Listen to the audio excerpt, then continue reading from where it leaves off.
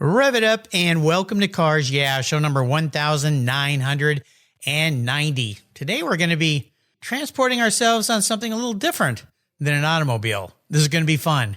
Be prepared to be inspired. This is Cars Yeah, where you'll enjoy interviews with inspiring automotive enthusiasts.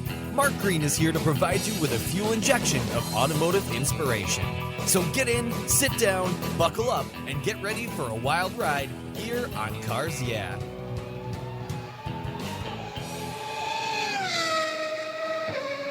Hello, inspiring automotive enthusiasts, and welcome to Cars Yeah. And today I'm in beautiful Austin, Texas, with a very special guest by the name of Christopher Gerardino. Christopher, welcome to Cars Yeah. Do you have any gear, and are you ready to release the clutch? I'm ready, Mark. Thanks for having me here. Now, in your case, we won't be talking about clutches today because we got something very unique here on Cars Yeah. Today, we're going to change the name up and call it Bikes Yeah, because we're going to be talking about a very cool electric bike that you and your team have created. But before I give you a proper introduction and we dive into your world, what's one little thing that maybe people don't know about you, Christopher? Yeah, I will say one thing most people don't know about me, it's kind of like new for me. So I've been shooting content for the last 2 years since I started this project, and I'm looking forward to launch my YouTube channel sometime this year. So nice. It's kind of like one of those things that no one knows, but I've been doing it for a while, so looking forward to it. Wow, that's very cool. Well, I can't wait to see it. Now, the content that you're launching, does that have to do with your business, or is that something completely different? You know, it kind of covers my business, but also covers a little bit of being a holistic designer and like different projects and like how I've been through all these different challenges, in the startup world and especially in the United States since I just moved here 3 years ago. So, everything is a challenge. So I've been kind of like recording everything and tracking everything. So kind of like expose it at some point. So we'll see how that goes. Well, I look forward to that. You let me know and we can let my followers know about it so we can hopefully drive some eyeballs to your new YouTube page. That's very cool. I'm glad you're doing that. You're definitely a creative guy, and it's just another one of the many ways we can be creative these days in some very unique ways. Let me give you a proper introduction, and we're going to talk about what you're doing because I really love this new bike you created. Christopher Gerardino is the Chief Vision Officer and co-founder at Ristretto Electric Bike, a brand and manufacturer focused on design and performance. Their Ristretto 303 Founders Edition is a limited edition electric bike designed and built with specialized components and materials. They are crafted by the best artisan bicycle engineers in America, manufactured by Detroit Bikes in Michigan. Christopher was born in Atlanta, Georgia, but he grew up in Santo Domingo, the Dominican Republic, and considers himself a holistic designer. You heard him say those words. I'm going to have him explain that a little deeper for us today. And at the age of 17, he started with opening up bars and clubs and restaurants, got into the food and entertainment industry. But after 8 years, he was ready to try something new. That creative restlessness, I think, set in for this guy, and Ristretto Electric was born. We'll be back in just a minute, but first a word from our valued sponsor, so give them a little listen, and we'll be right back. Today we're going electric. My friends at Covercraft offer you 10 different options. That's right, 10 for your vehicle's protection. You can choose from Weather Shield HP, HD, Sunbrella, Ultratect, Reflect, Form Fit, Custom View Shield, and their newest 5-layer all-climate cover, 3-layer moderate climate cover, and a 5-layer indoor option. You have all sorts of ways to protect your car. All of these are custom tailored by Covercraft's talented craftspeople. It's the form and fit with the quality to attention to detail that's been their standard since 1965. Surface protection is the best way to preserve the investment you've made in your vehicles. It's what I do. Covercraft protects cars, trucks, motorcycles, RVs, trailers, and watercraft too. I have a Covercraft cover for every one of my vehicles, and I've got a deal for you. If you use the code YEAH21, YEAH21 at covercraft.com, they'll give you 10% off your order, plus you get free shipping. That's right, 10% off and free shipping. Just use the code YEAH21 at checkout. Covercraft, protecting the things that move you.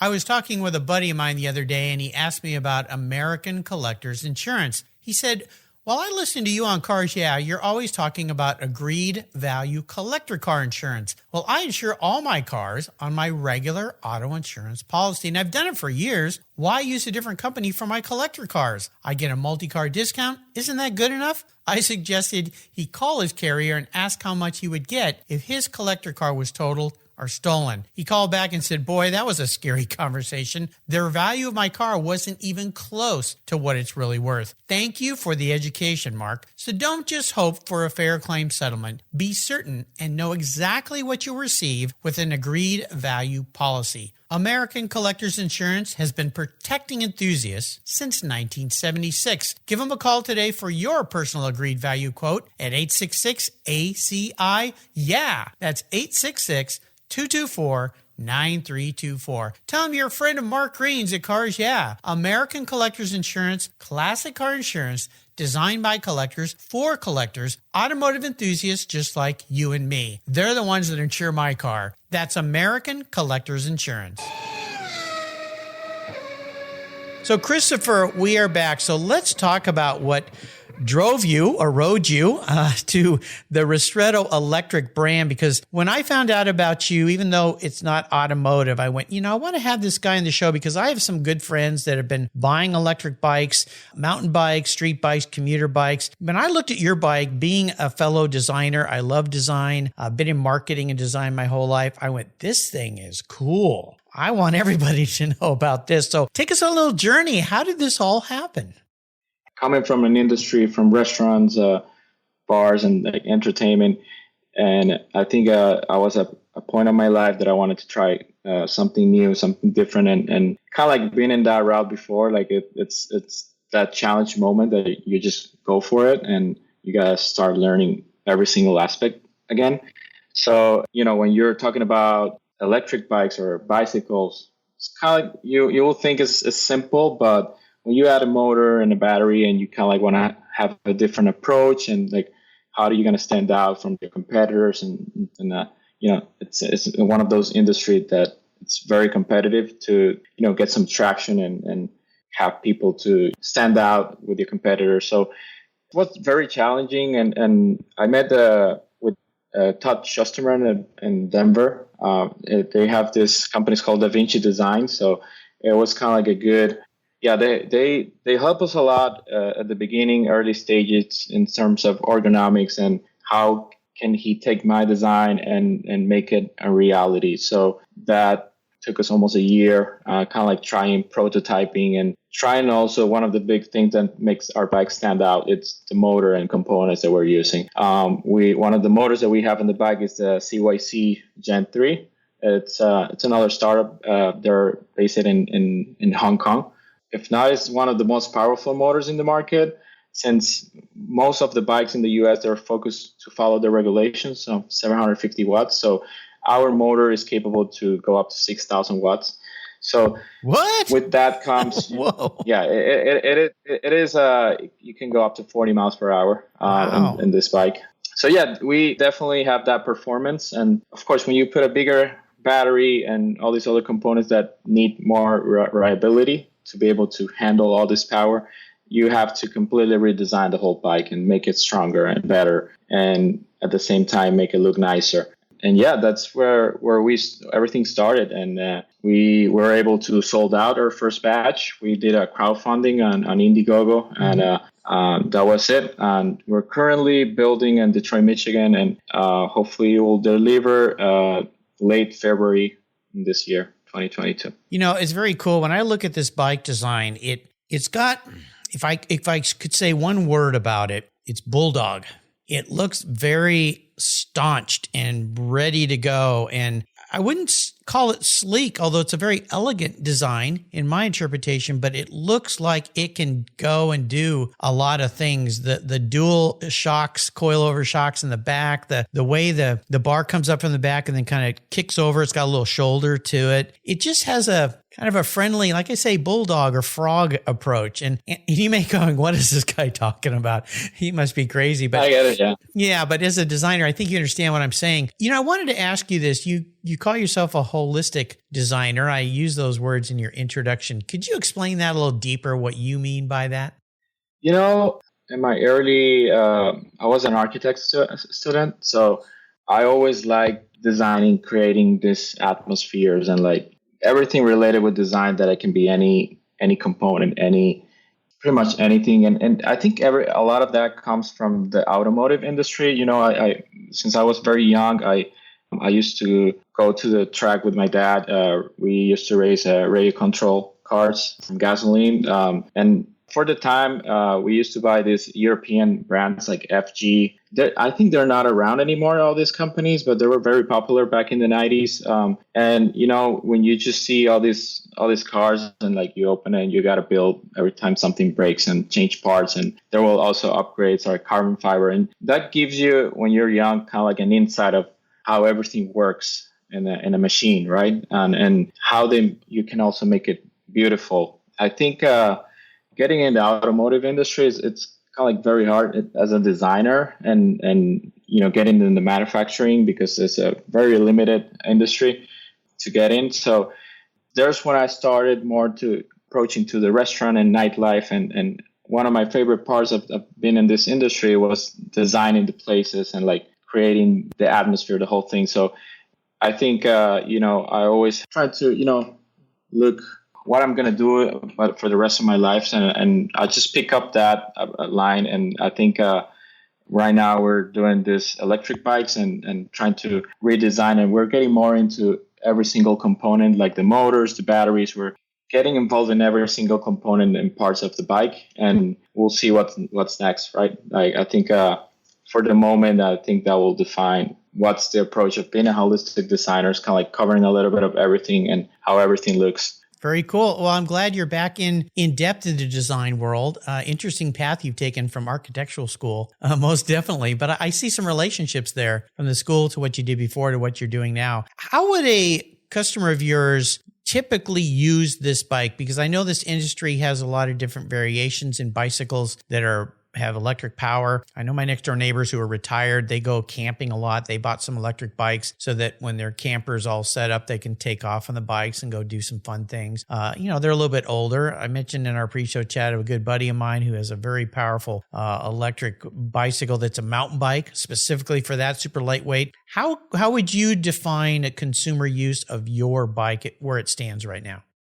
So, you know, that was one of the biggest challenges at the beginning when I decided to get into this industry. I first convention I went was in San Diego, CAPTA, and I always started checking what is in the industry, what could be missing, since it was very, very new. Electric bike industry started, as you said, like more into the mountain bike approaching. So it's like smaller batteries, and usually they use assistant motors. Then you start seeing what they call the rear hub motors that goes inside the rear wheel. So when I found out about what these guys were doing in Hong Kong with this very powerful motor, I think there was something here, since there was not a bike in the market with this amount of power. And of course, people always want more of that power. But at the same time, there was another problem that to be able to run this motor, you need a bigger battery. So we took all of those components. We started with the components, and then we wanted to have a unique design. And one of I think it started growing up a lot in California was using the fat tire. Mm-hmm. Kind of the beach cruiser look thing. Yeah, correct. And you know, I think at the beginning it was like, this looks a little bit too much for me, since, you know, usually most of the bikes are like normal bikes, not fat tires. And I think it's been growing a lot. I think it looks cool. A lot of people are getting more into it, and it's kind of like a new culture. It's still growing. Like most people are buying these bikes more frequently because you see it on the street and you're like, what is this? This looks like kind of like a moped, but it's not. It's a bicycle. Then you see the pedals, and then you see the big battery, and then you see how fast they go. And like, of course, once you ride it, you're just on it. Like it's just very fun to, yeah. And yeah, that's kind of like what everything started. And we kind of like approached that niche of the fat tire. Very cool. I think it looks really cool. I think you're on a good track too, because of whenever I look at what's going on out there and again, the people I see riding bikes that have electric motors in them, this seems to be the way they're going. And to try to do that on a bike with the skinny tires or like, the old fashioned 10 speeds with the tiny little tires, those need a little dicey to control too, especially if your market isn't a young, youthful market. And that was another question I had for you. So far, are the people buying these bikes younger? And when I say younger, I mean anybody younger than me. So maybe people, their 20s, 30s, 40s, or are you seeing it across the board? Yeah. So I will say, at the beginning, I thought it was going to be a younger demographic, but actually a lot of our customers are from 45 to 65. So I was very, very impressed about that. Yeah. And I think one of the things is because the 26 inches tire. So it's kind of like a big bike. It's like a normal size. But we find out that younger demographics were looking for a smaller bike since, if you live in a city and you want a 20-inch tire bike, like 20 by 4. So it's like way smaller.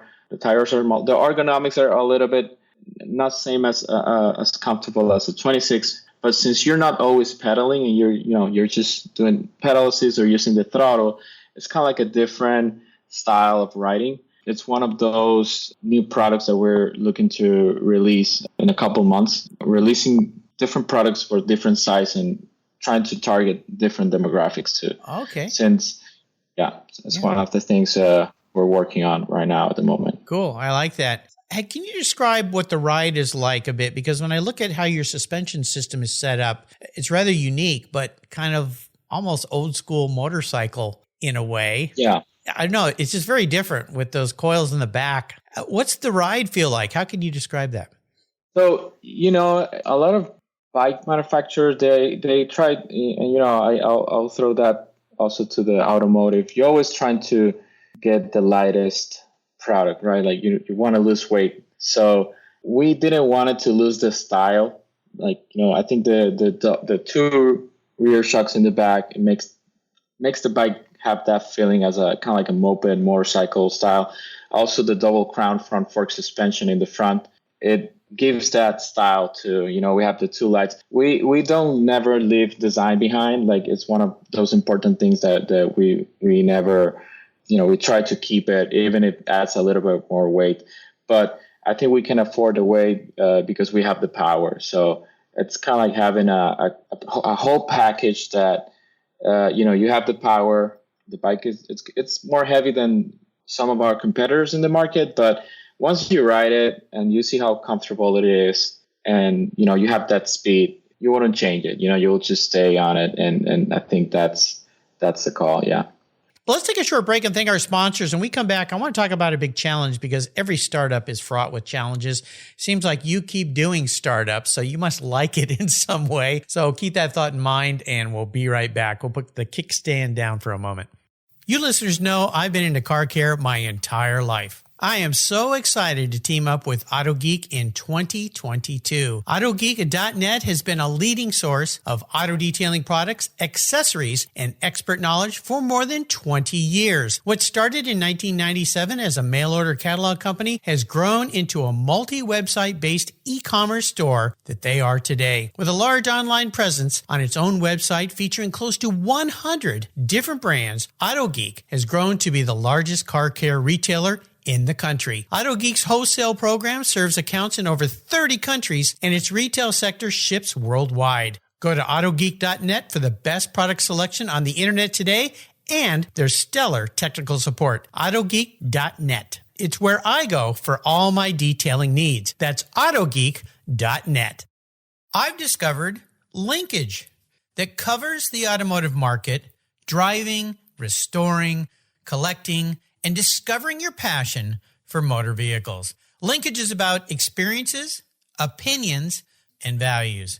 Linkage is an actual informed, reasoned opinion based on first-hand experiences. A talented Linkage team covers the automotive world, the people who share your passion and mine, smart, considered, rational, and experienced opinions, ones you can learn from and grow. That includes our passion that drives auctions and the collector car market. So come with me and join us on this journey. And be sure to use the code CARSYEAH when you subscribe, and they'll give you $10 off. Boom! Linkage, geared for the automotive life. Subscribe today at linkagemag.com.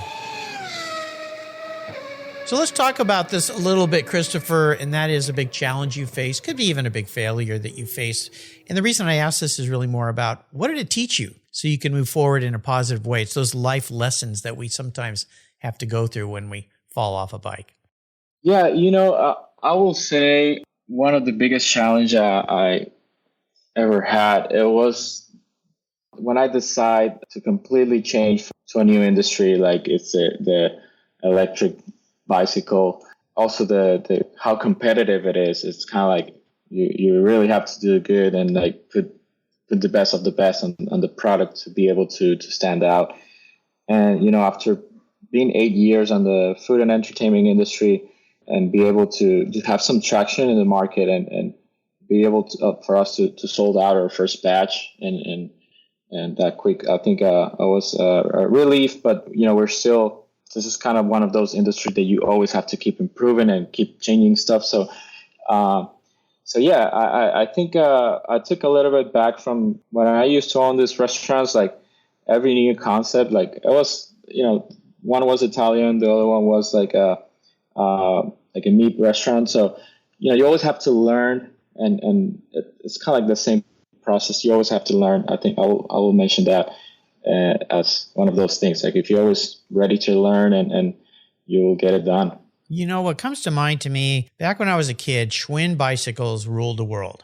Everybody wanted a Schwinn Stingray. Everybody wanted a Schwinn 10-speed when they came out. That was the bike. Now, there was competitors like Huffy and some others, but they were always the cheap ones. And everyone who was a kid wanted that Schwinn. And then mountain biking came along, and Schwinn did not do a good job of evolving with the demands or the needs of changes, as you just spoke about. And they really kind of just died away. And I know they were still around. They've still been around, but they didn't change. And I remember when I had my Schwinn Stingray and then I bought my orange crate that had the shifter, like the car, they had that whole thing that came out, which was pretty cool. But then when mountain bikes came up, we started modifying our Schwinn Stingrays to be mountain bikes, but Schwinn wasn't keeping up. They weren't looking at the market. And of course, these other brands came in and Schwinn kind of evaporated a little bit into the background. So I agree with you, watching what's going on. It'll be interesting to see what happens with this electric bike world in the next 10, 15 years, because electric vehicles are coming on so strong right now. And we're seeing these changes in the automotive sector that I can't even believe how fast, Rivian and these others that are coming on. And I just saw the other day, GM for the first time is not the lead manufacturer. They've lost the crown. And you just go, well, they're not looking around and keeping up. I mean, a little guy like Elon came along and said, I think I'll disrupt things a little bit. Yeah, I will say it's the same thing in the bike industry. If you don't keep up and always try to improve, and I think one of the approaches that we have as a brand is that we're doing all these very limited batches since our bikes are like, one of 100, one of 50 each color. So that gives us, of course, the price comes up a little bit, but it's more of one of those products that make it more of a collection. Like you have the 303 AFS Founders Edition, but that's the Founders Edition. So there's just one of 50 of the Green Canapa Ristretto 303 AFS Founders Edition. So somehow it's some of those products that even it doesn't have the latest technology to the date in a couple of years, it's still very unique. It's still special. And I think it's one of those things that we want to keep as a brand. And I think going forward is one of those things that we also want to keep it in the company. And that also gives you that thing that every batch, every drop, we change things, and we are constantly developing technology and adding things to the new products coming up in the market. So you always got to keep improving, developing. Like right now, we're working on a current batch and at the same time designing a new one, prototyping the next one, and it's same thing. Never stop working. Absolutely. I want to also mention something I think is extremely important, especially right now, your decision to manufacture in the United States. And in Detroit, a city that came and grew big and then kind of, again, went away and died off. And we saw in the last maybe 5-8 years, things coming back a bit in Detroit, some people trying to manufacture things there again. I want to tip my hat to you for that decision. Was that a very definitive part of your plan when you wanted to come out with these bikes, is to have them manufactured in the United States? Since we started prototyping in Denver, Colorado, I think 99% of the bicycles that get sold in the U.S. are built in China or Taiwan. And, it was that feeling of building America. And especially when you go to a city like Detroit, one of the first stops we did, we went to the Ford factory, and you just get this inspiration of and also from our backers, when we announced it, that we were going to do the bikes with chromoly steel, from American steel, there was that sense of, as an American, like, okay, build in America, we just wanted to get it done here. We wish all the components are built here in the U.S., but we haven't got there yet. Like, batteries and some of the components are all built overseas. So, but yeah, I think we're very proud to build these bikes in the U.S., and I think that also brings more value for us in terms of quality and as a brand to get it done here. Man, it's great. I love it. Let's talk a bit about your passion for vehicles, automobiles, whatever it might be. I know you've got a passion for this because we chatted a little bit beforehand. Is there a really special vehicle in your life? Now, this could be a bike. It could be a car, could be a motorcycle. Maybe it's a truck. I don't know. Could be an airplane. Something that really stands out. And what is that vehicle? And tell me a little story about it. I'll say, I think, a special vehicle, and it will stay with my first car. My first car was a Mini Cooper 1974. Uh-huh. My dad gifted to me to go to college back then when I was an architect student. And, it was a very fun car to drive. I think it's one of those cars that you don't expect how fun it is. Especially first car, it was manual. That smell of the burning of the oil and everything, it was always something that you got to pick up the hood. And, I used to drive this car everywhere. So I will say that will be a special car. A story, this buddy of mine, Frederick, his dad had a Volkswagen Beetle. I don't remember the year, but it's kind of like, same old car. It was also red. So we decided to kind of to race it each other. Yeah. So yeah, we planned it, put it together. We invite some friends, and we met at my house, and we were gonna race the cars. But at the end, he had a problem with the clutch, and he couldn't start it very well, so it was not fair. So we just went out and cruised. But yeah, it was fun. It was good times back then with those cars. Yeah, maybe. There was a good fate there that interceded, because two kids going out and racing their cars, maybe not a great idea. Won't say it is something that maybe I haven't done either, but maybe something stepped in. I've got a great friend and a listener. Good morning again, Christopher. His name's Christopher Kimball. He's got a little Mini Cooper, not too different than your first one. And what's funny is Christopher's a very tall guy, but the thing about those Mini Coopers is amazing amount of space inside those things. Yeah, they're definitely a lot of space. It's just like, now that I think about it, they're not that safe. Like, I remember my seat, it was not even attached yet. Like, you just move it and you can go back, and there was not even like a click. I think I had to put the seat belts, no seat belts back then. But yeah, I mean, I wouldn't, it's just a very fun car to drive. And the history of that car too. I think they were doing great in Raleigh and back then in the 70s. And so yeah, great car. They're fun. First time I ever drove one was I was in college, and my roommate had a friend with one. He came over one day, and I was living in Pacific Beach, California, and there's this road that goes up to Mount Soledad and then back down the other side into La Jolla. It's very windy and fun. And he said, "Hey, have you ever driven a Mini Cooper?" I think at that time I had I must have had my, not my Carmen Ghia. I had a Scirocco, first gen Scirocco that I bought new when I was in college. And I said, yeah. And I really didn't have much. I thought, okay, whatever, this will be interesting. But yeah, oh my gosh, I didn't want to get out of that thing. My dad had one of two Scirocco in the Dominican Republic. Really? Wow. Yeah. Yeah. Was it the first generation? I would have to ask him, but I remember there was just two, because, like a country like the Dominican Republic, when someone gets like a special car, it's like everyone knows it, Sure. who it is. Like, sometimes they just bring two or three of those special models, but I remember that name now that you just mentioned it. But yeah, that's great. Yeah. Yeah. Beautiful Cesario design.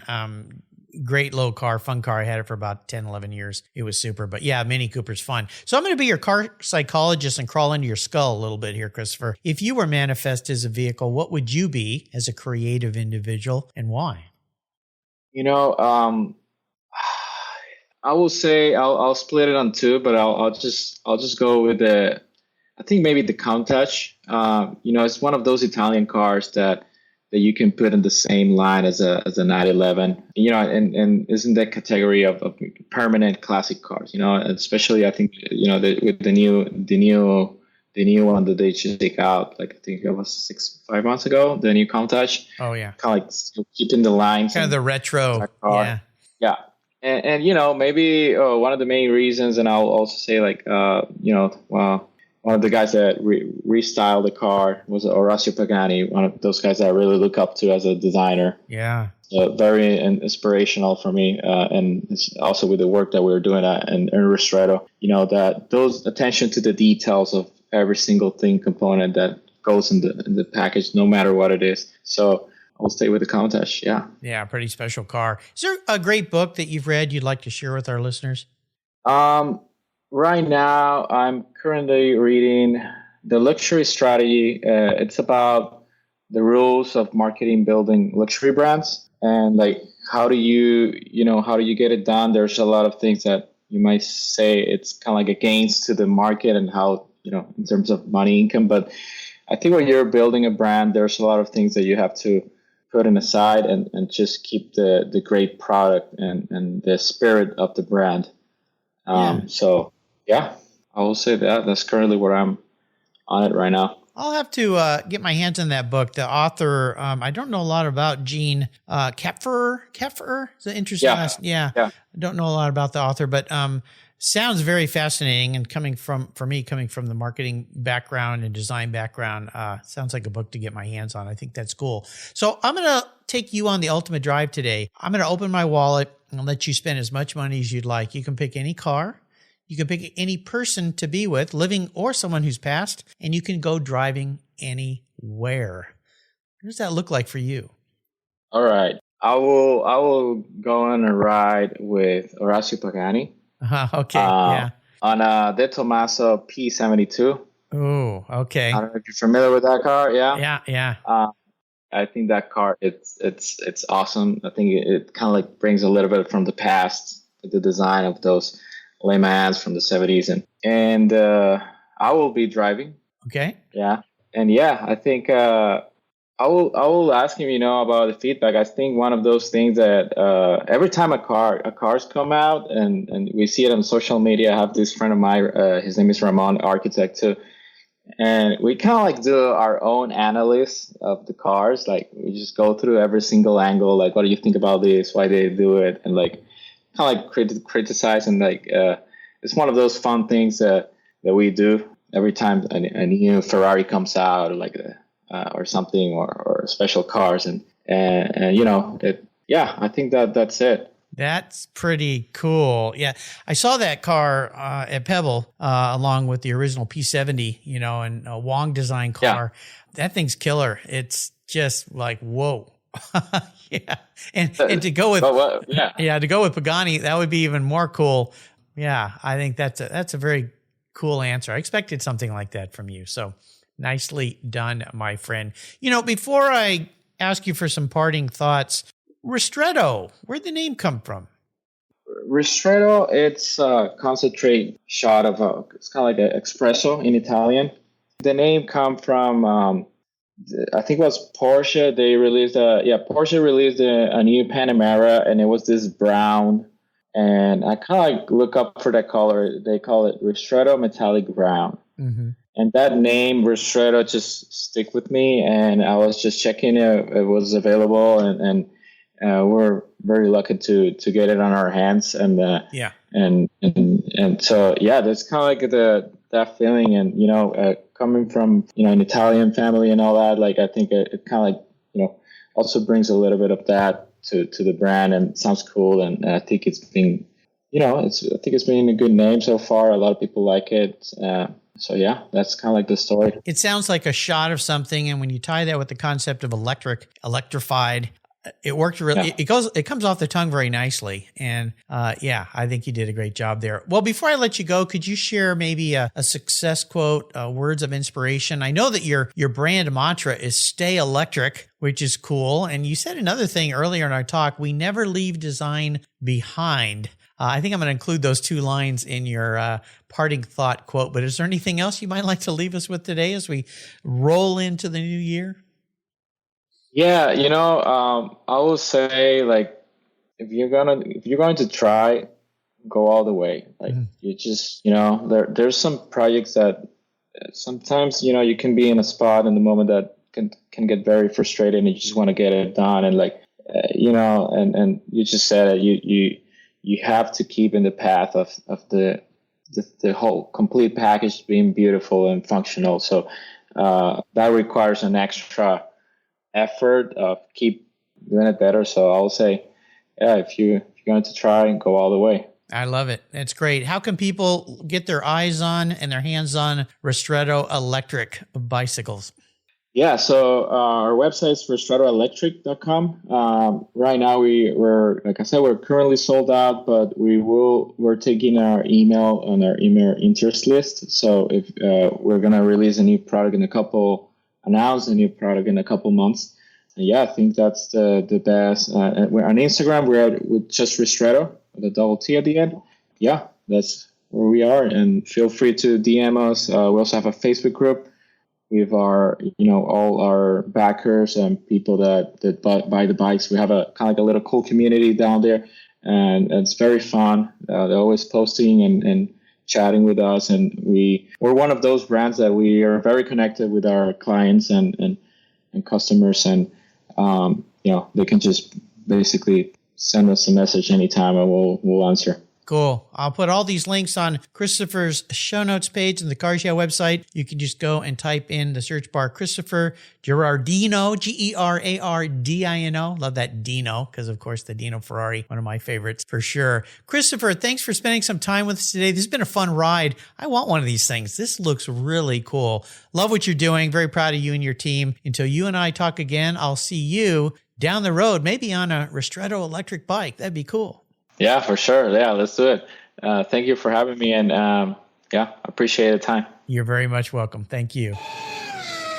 Cars Yeah has teamed up with Techforce Foundation, one of our charities of choice, to help young people who love cars, problem solving, and working with their hands pursue careers as professional technicians. From auto, collision, and restoration techs to motorcycle boats, race cars, and aviation, Techforce covers the gamut of technician opportunities. Technical education and the skills trades matter, and we need qualified, skilled technicians to keep our vehicles rolling. Learn how you can help to power the technical workforce at techforce.org today.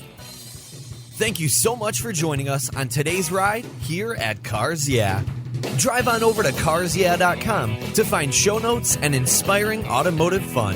Download your free copy of Filler Up, a fun book filled with gorgeous photographs of fuel filler fun, including quotes from more inspiring automotive enthusiasts. Download your copy today, and we'll see you next time on Cars Yeah.